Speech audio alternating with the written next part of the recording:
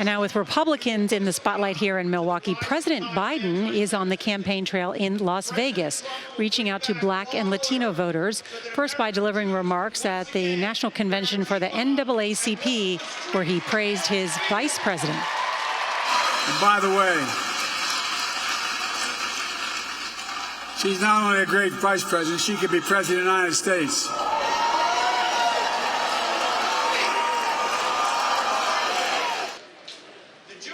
Earlier, the president sat down with journalist Ed Gordon for an interview with BET News. Gordon asked the president if there is anything, including family members, that would make him reevaluate staying in the race.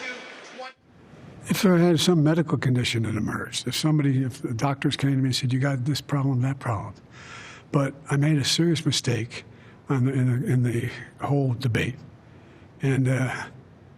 And look, when I originally ran, you may remember it, I said I was going to be a transitional candidate.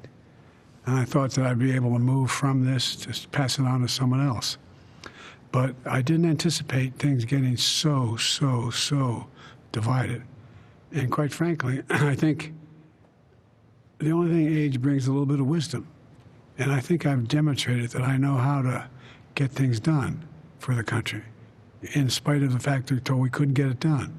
But there's more to do, and I'm reluctant to walk away from that. Let me ask you about reproductive rights. You've had your vice president out front on that.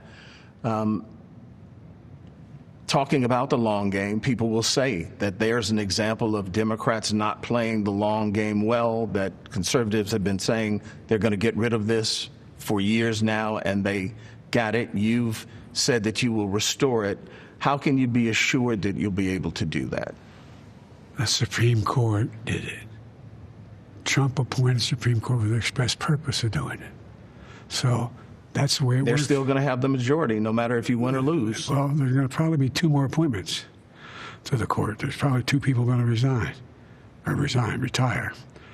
Just imagine if he has 2 more appointments on that, what that means forever.